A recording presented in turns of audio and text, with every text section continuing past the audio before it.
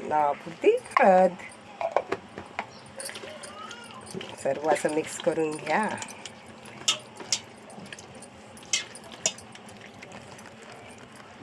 बघा असे मोठे मोठे बोंबील आहेत, छान बोंबील आहेत.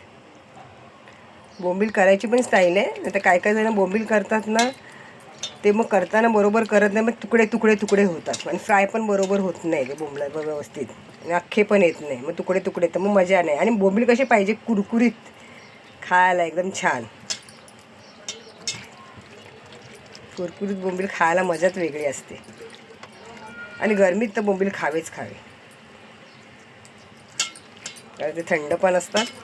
आणि अर्धा तास तरी तसंच ठेवून द्या, मीठ हळद आणि कोकम लावून. म्हणजे त्याच्यामध्ये चांगलं हळद मीठ कोकमचा रस चांगला मुरून जाईल. आणि असंच ठेवलं ना व्यवस्थित अर्धा तास, मग चांगलं ते सेट होऊन जातं.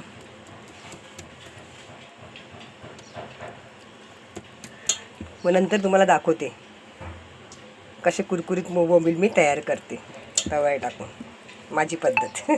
तुम्ही तर करत असाल, पण मग माझी पद्धत दाखवते कशी करते मी. त्यामध्ये मी रवा, बेसनचं थोडं पीठ, आणि हे लाल तिखट मालवणी मसाला, हे माझ्या बहिणीने दिलेला, त्या सासूने दिलेला गावी कलर करून, तिने मला दिला जरा टेस्टसाठी. मग तो थोडासा टाकते याच्यामध्ये, आणि थोडं तांदळाचं पीठ. आणि हे सर्व मिक्स करून घ्या.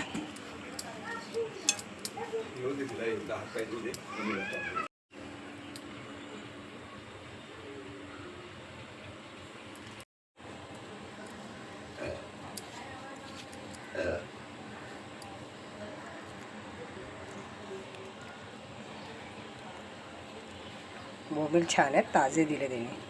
बोलला मला, अभी ताजा नहीं रहेगा तो पैसा वापस दूंगा. खरंच ताजे दिले बोंबील त्यांनी.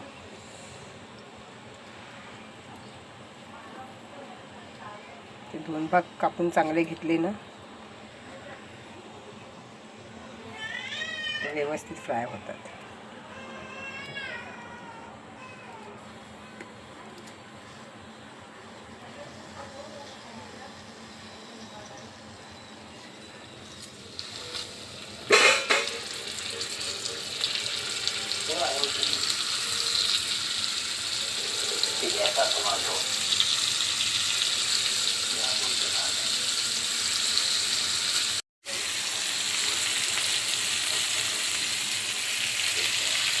आता हे कसे 5 मिनटं झाले द्यायला, त्यानंतर पलटी करायचं. आपण लगेच पलटी करतो, तिकडे चुकी करतो.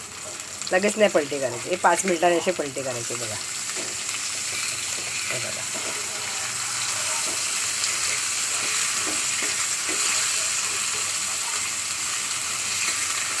जरा हे झालं मला गुलाबला लागलं म्हणून, आता असं होत नाही. आता हे कसे 5 मिनटं झाले द्यायला, त्यानंतर पलटी करायचं. आपण लगेच पलटी करतो, तिकडे चुकी करतो. लगेच नाही पलटी करायची, हे 5 मिनटांनी असे पलटी करायचे. बघा बघा,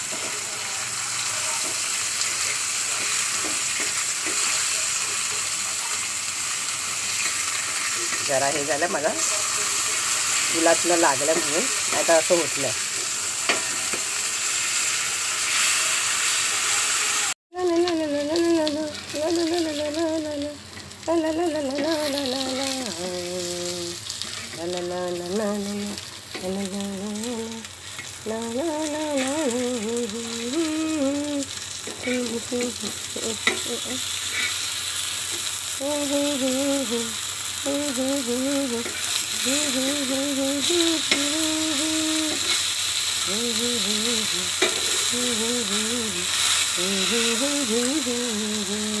कशी वाटली माझी बोंबीलची रेसिपी?